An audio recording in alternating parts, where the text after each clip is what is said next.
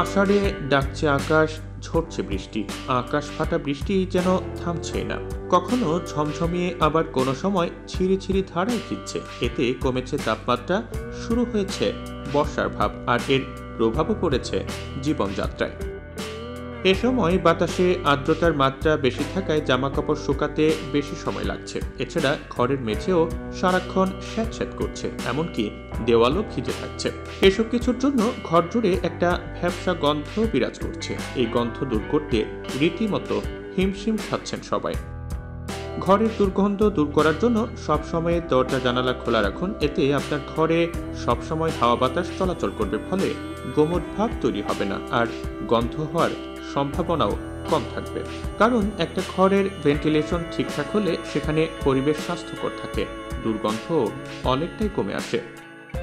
এছাড়া একটি পাত্রে পরিমাণ মতো পানি নিয়ে ফোটান। একবার ফুটে গেলে তাতে যোগ করুন শুকিয়ে রাখা লেমন গ্রাস।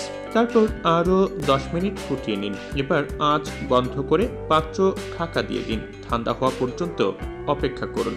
শেষে অন্য একটি কাঁচের শিশিতে এই মিশ্রণ ঢালুন। তাতে যোগ করুন কয়েক ফোঁটা লেমন গ্রাস অয়েল এবং পেপারমিন্ট অয়েল। এবার সেটি সারা ঘরে স্প্রে করুন। আপনার ঘরে একটি তরতাজা ভাব অটুট থাকবে।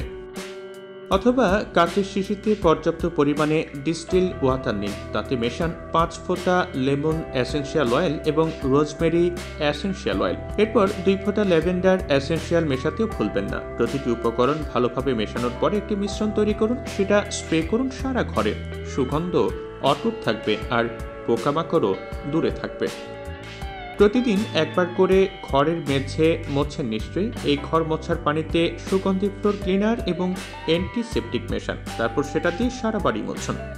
রান্নাঘর থেকে বসার ঘর, এমনকি বেডরুমেও ব্যবহার করুন এটি, যাতে সারা বাড়িতে সুগন্ধ ভরপুর থাকবে।